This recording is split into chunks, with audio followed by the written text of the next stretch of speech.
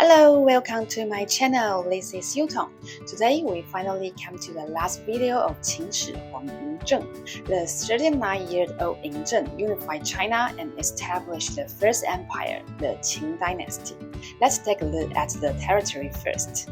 Actually, it's very small compared to today's China, right? The so-called unification refers to the unification of this area and the Yellow River Basin, and even part of the Yangtze River Basin.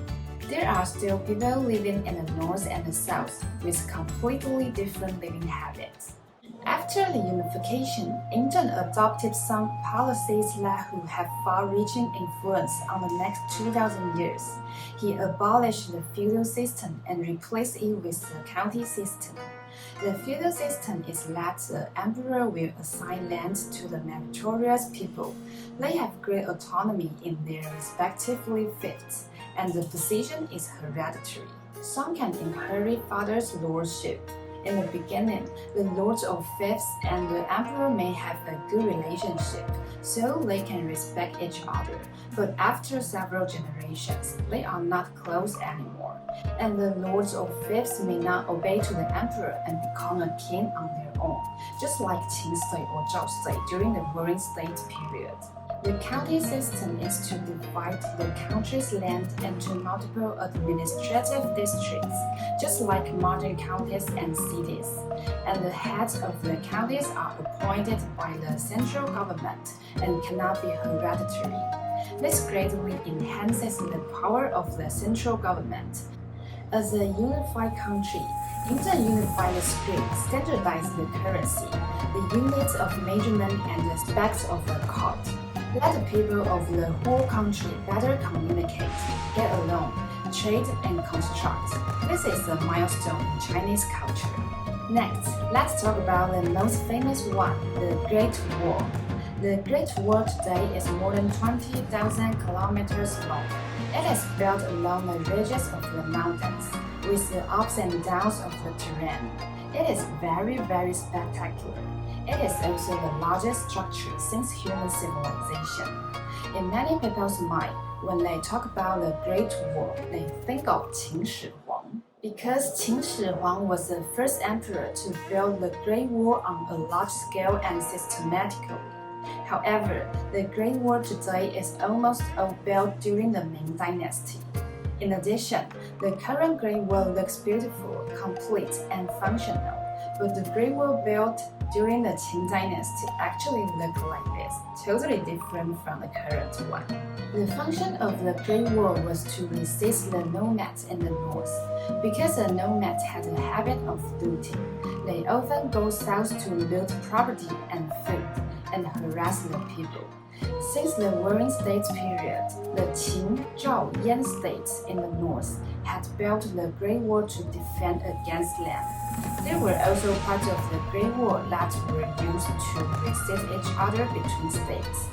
After the unification, Yingzheng ordered to construct the Great Wall, connect the old Great Wall of Qin, Zhao, Yan states, and remove the parts used for mutual defense between states. The Great Wall during the Qin Dynasty was about 5,000 kilometers long, and Yingzheng spent nearly 1 million manpower to build it.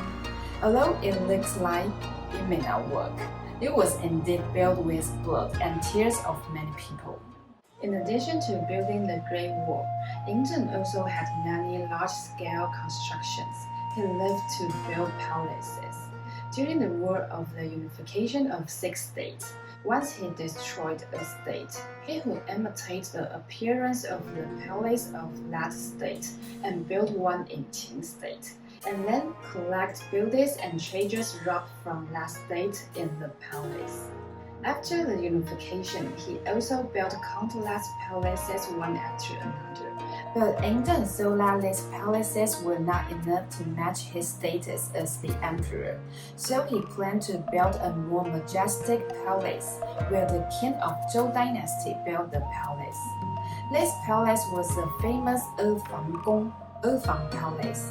It is a pity that this huge project was not completed until the demise of the Qin Dynasty. Today's archaeologists have found that only the foundation of Efang Palace has been completed. Yingzheng ordered the construction of Chidao, similar to today's highway, to connect each state. The main reason actually was to facilitate him travel around his Qin Empire. He ordered the construction of the canal in order to facilitate the transportation of materials for the southern expedition. In addition, there was a huge project which started not long after he became king of Qin state. That was his own tomb. The pattern of his tomb was modeled after the Xianyang Palace, which was built as an underground palace. The underground palace is about 10 stories below the surface, 5 stories high, and about the size of 10 basketball courts. The underground palace has been banned from archaeological digs, so it remains mysterious. The known part has shown many surprises and futuristic texts, such as terracotta army and a sword still sharp and stainless after thousands of years. Although these constructions are great and precious for future generations, they were really heavy pressure on the people at that time. The people had just passed through the period of endless wars, and they were immediately called up to do these huge projects. They were helpless and resentful, coupled with the original hatred of Qin state by people from 6 states. Yingzheng was assassinated many times, but all were unsuccessful. During the 10 years of Yingzheng's reign after unification, he made 6 long-distance trips and traveled about 1/3 of the Qin Dynasty territory, seeing around his country and showing his imperial power. In 210 BC, Yingzheng embarked on his 6th and final trip. He fell ill during the trip and died on the way back.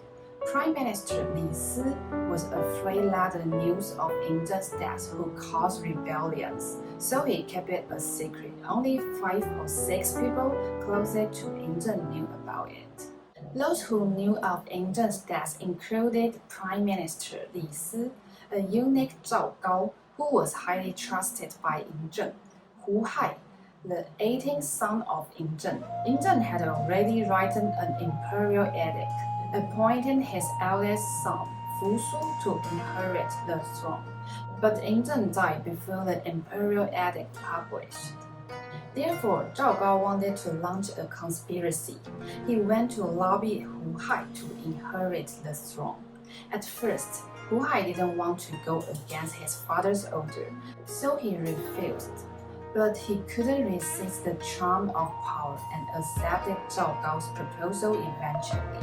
Then Zhao Gao went to lobby Li Si, saying that if Fu Su became emperor, he would definitely appoint someone else as prime minister. If you want to keep your power and status, you must join the conspiracy. Li Si was also persuaded. Hu Hai, Zhao Gao, and Li Si reached a consensus, and they forged an imperial edict, which said that Yingzheng passed the throne to Hu Hai and ordered Fu Su to be killed. Fu Su is Yingzheng's eldest son. As for who his mother is, there is no record in any history books. Historians speculate that his mother should have been the princess of Chu state, because at that time of Yingzheng's marriage, the 3 queen mother or queen grandmothers in Qin Palace. Xia Ji had died. Zhao Ji had lost power because of the Lao Ai coup, and only Huayang could control the court situation. It is reasonable that Huayang chose a princess of Chu state to be Yingzheng's wife. Another reason is that at the end of the Qin Dynasty, when the rebels of Chu state rebelled, they called on everyone in the name of Fu Su. It's weird, since they were rebels, they should rebel against Qin, but they rebel in the name of a prince of Qin. Therefore, it is speculated that Fu Su should be of Chu ancestry. In other words, Fu Su was also a member of the Chu state group. The two-state group was supposed to be the winner among the three major groups, but with Huayang's death and Chang Pingjun's betrayal, Ying Zheng also disliked the two-state group. Although Fu Su was an excellent and far-sighted prince, he was banished to the north to guard the Great War. Because he belonged to the two-state group and his political views were often different from his father. At the time of Ying Zheng's death, Fu Su was also in the military camp at the Great War. When he received the Forged Edict, he felt so sad, perhaps because he knew that his father disliked him for a long time, so he killed himself without a doubt. Hu Hai became the second emperor of the Qin Dynasty, and Zhao Gao became the most powerful courtier. Both of them were cruel and inhuman. They ordered all of Ying Zheng's childless concubines to be buried alive with Ying Zheng. In order to consolidate his position, he beheaded his 12 brothers and dismembered his 10 sisters in public. He enslaved more people for large-scale constructions and treated people with harsher laws. He killed a large number of courtiers he didn't like on various charges, and any courtiers with dissenting views would surely be killed. No one can stand to be ruled by such a tyranny.